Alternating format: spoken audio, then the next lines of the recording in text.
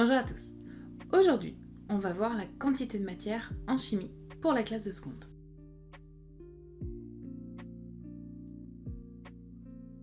La quantité de matière, c'est une nouvelle unité qu'on utilise énormément en chimie. Le principe, c'est de traduire combien on a de particules dans un échantillon. Le problème, c'est que selon si dans mon échantillon, j'ai des petites molécules comme les molécules d'eau ou des molécules un peu plus grosses comme celle-ci, ça c'est l'arôme de banane, on va pas avoir la même masse. Ici, on voit bien que entre mes deux molécules, il y en a une qui est plus lourde que l'autre. Mettons que j'ai 500 molécules d'eau dans mon échantillon. Je vais avoir une certaine masse. 500 molécules comme ça pèse beaucoup plus lourd. En pesant simplement mon échantillon sur ma balance, j'ai une idée de la masse, mais je n'ai pas une idée du nombre de particules que j'ai dans mon échantillon. Il nous faut donc une nouvelle unité, la mole.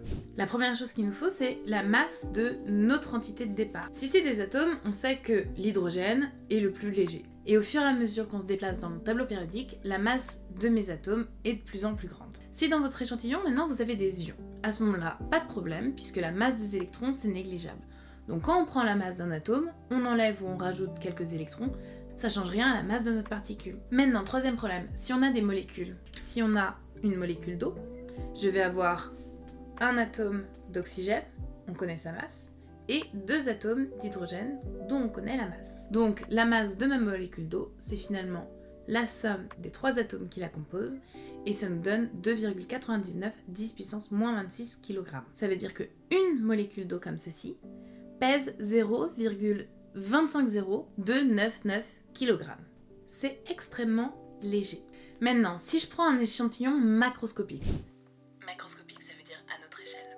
Si une molécule est aussi légère, combien de molécules d'eau je peux avoir dans par exemple 1 litre d'eau? Est-ce que j'en ai plutôt 50, 500, 500 000, plus? Le principe c'est que si on a de l'eau distillée, c'est-à-dire l'eau qu'on trouve dans les laboratoires, on n'a que des molécules d'eau. Et on sait que 1 litre, ça pèse exactement 1 kg. On fait la masse de mon échantillon divisé par la masse de une entité, et ça me donne le nombre d'entités. Mon échantillon, il pèse 1 kg macroscopiquement. Ma petite molécule, elle pèse 2,99 10 puissance moins 25 kg. Il nous suffit de faire soit un produit en croix, soit le quotient pour pouvoir obtenir le nombre de particules, et j'obtiens que dans 1 kg d'eau, donc dans 1 litre d'eau, j'ai 3,34 10 puissance 25 molécules d'eau. 3,34 10 puissance 25, ça veut dire 3 340 000 milliards de molécules d'eau, comme ceci, dans 1 litre d'eau. Ça fait beaucoup. Je sais pas pour vous, mais pour moi, des grandeurs aussi grandes, c'est un peu lourd dans les calculs. Pour pouvoir ne pas s'embêter à avoir des énormes puissances dans nos calculs, on a trouvé une solution.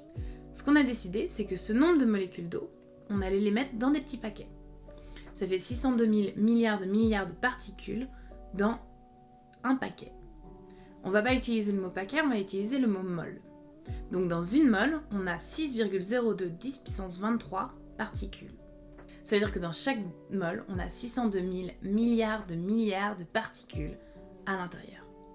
Et donc, plutôt que de compter le nombre directement de particules, on divise par ce nombre Na, nombre d'Avogadro. Avogadro, c'est juste le monsieur qui a inventé le truc. C'est tout. Lui, il a juste décidé que maintenant, on compterait en paquets et que les paquets, ça valait ça. En faisant le calcul, on n'obtient que 3 334 000 milliards de molécules d'eau qu'on a dans notre litre d'eau. C'est en fait simplement 55 paquets, donc 55 moles.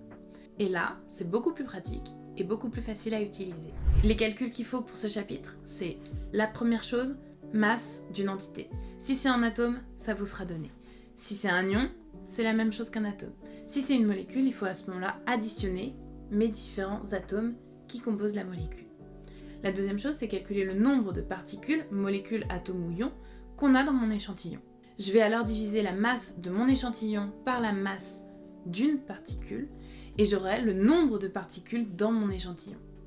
Enfin, cette grandeur étant immense, on va diviser par Na, 6,02 10 puissance 23, pour obtenir le nombre de moles. À ce moment-là, j'aurai une grandeur beaucoup plus facile. Une fois que le chapitre est compris, il n'y a pas grand-chose en erreur. On peut même tout faire avec simplement des produits en croix. Une molécule pèse tant, donc tant de masse, ça fait tant de molécules. Ou une mole fait tant d'entités, donc tant d'entités fait tant de mol. Donc on peut très bien se débrouiller avec les produits en croix. Une des erreurs majoritaires, c'est les conversions.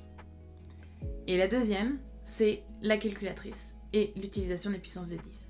Pour rappel, la masse d'une particule, ce sera toujours quelque chose de très petit. Le nombre de particules sera toujours quelque chose de très grand.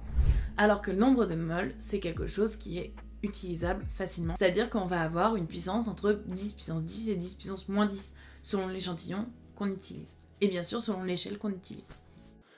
Et franchement,